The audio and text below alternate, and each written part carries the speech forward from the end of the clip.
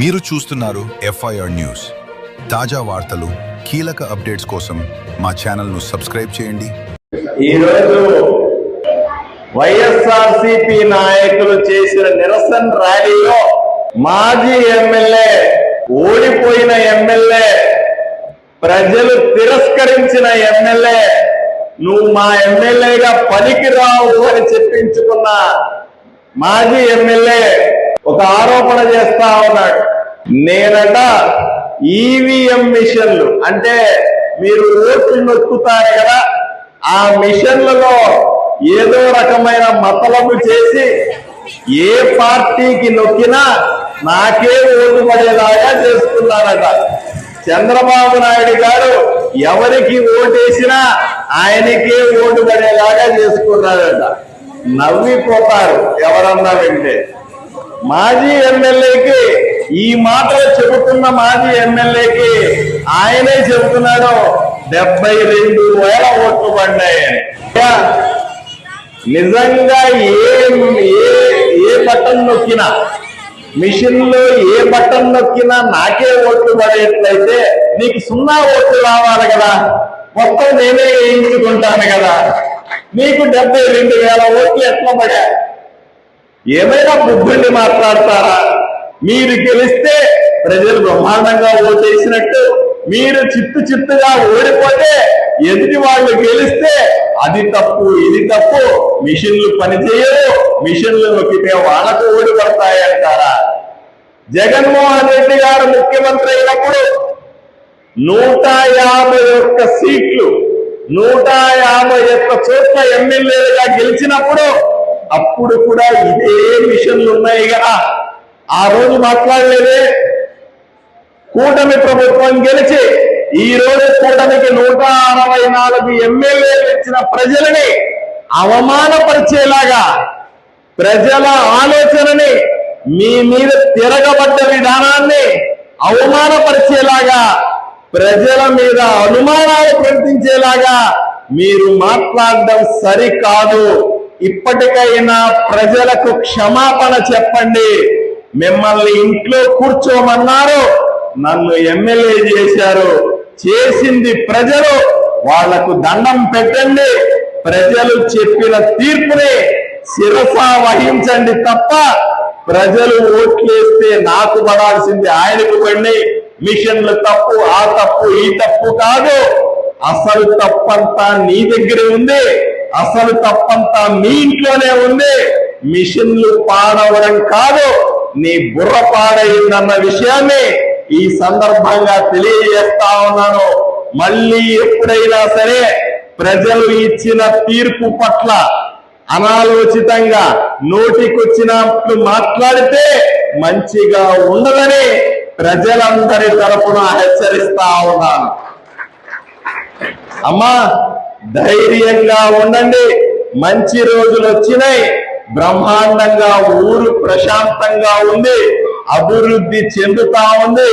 రాబోయే రోజుల్లో ఆదోని కూడా బ్రహ్మాండమైన ఊరుగా అభివృద్ధి చేసే బాధ్యత నేను తీసుకుంటా ఉంటాను. మీకు అన్నగా, తమ్ముడిగా, చెల్లెగా, మీకు మీ ఇంట్లో పెద్ద కొడుకుగా తప్పనిసరిగా మీకు సేవ చేసుకోవడమే నా ధ్యేయంగా పనిచేస్తానని తెలియజేస్తూ సెలవు తీసుకుంటాను. ధన్యవాదాలు. జగన్మోహన్ రెడ్డి గారు ఈ నిన్న మొన్న కలిసి ప్రెస్ మీట్లు పెడతా ఉన్నాడు. ఆయన చెబుతాడు, కూటమి ప్రభుత్వం వచ్చిన తర్వాత ఇచ్చినటువంటి టీచర్ పోస్టులన్నీ కూడా డబ్బులు ఇచ్చారు, అవినీతి జరిగింది, నిజమైనటువంటి మెరిట్ ఉన్న వాళ్ళకి మేము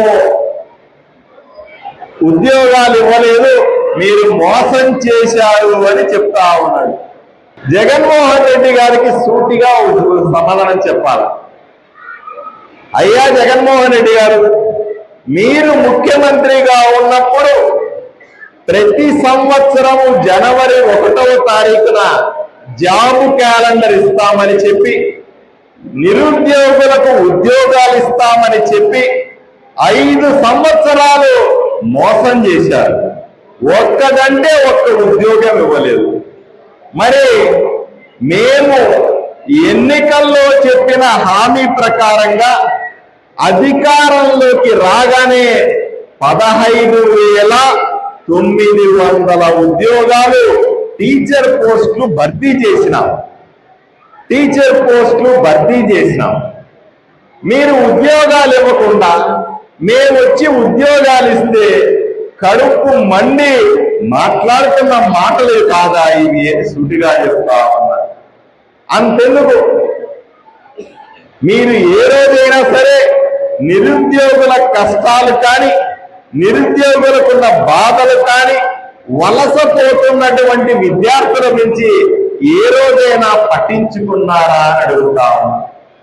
అంతెందుకు, టీచర్ పోస్టుల్లో కూడా రాష్ట్రం మొత్తం మీద అత్యధికంగా టీచర్ పోస్టులు వచ్చింది మన కర్నూలు జిల్లాకని నేను ఈరోజు గర్వంగా చెప్పుకోగలుగుతా ఉన్నాను.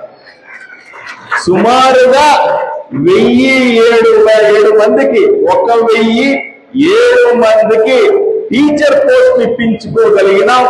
ఈరోజు అన్ని బడుల్లో కూడా టీచర్లను నింపుకోగలిగినాం.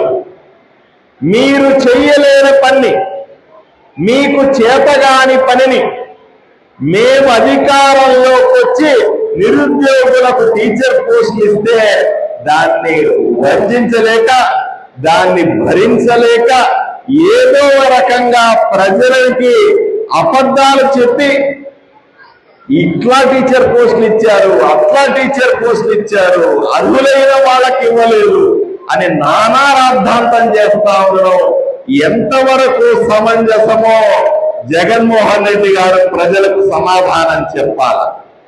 ఆశ ఉంటది, లక్షలాది మంది టీచర్ పోస్టులు కావాలని అప్లై చేశారు, కానీ 15,900 పోస్టులు మాత్రమే ఇవ్వగలిగినాం.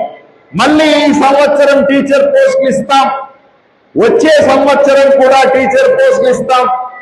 ప్రతి సంవత్సరం మేమిస్తున్నటువంటి ఉద్యోగాల్ని చూసి చల్లగా ఉండాల్సింది పోయి కడుపు మండితే ఎలా జగన్మోహన్ రెడ్డి గారు అని సూటిగా ప్రశ్నిస్తా ఉన్నా. ఇది సరైన పద్ధతి కానే కాదు. ఆశతో ఉన్న నిరుద్యోగులకి, ఆశపడేటువంటి యువకులకి, ఉద్యోగాల కోసం వెతికేటువంటి యువకులకి ఆశ కల్పించాల్సింది పోయి, భరోసా ఇవ్వాల్సింది పోయి, వాళ్ళల్లో గందరగోళాన్ని సృష్టించి ఏదో రకంగా వాళ్ళని పక్కదావ పట్టించి ప్రభుత్వానికి వ్యతిరేకంగా ఆలోచనలు చెప్పే విధంగా చేస్తున్న మీ చేతలు, మీ మాటలు ప్రజలు క్షమించరు జగన్మోహన్ రెడ్డి గారు అని సూటిగా ఆయనకే చెప్తా ఉన్నారు.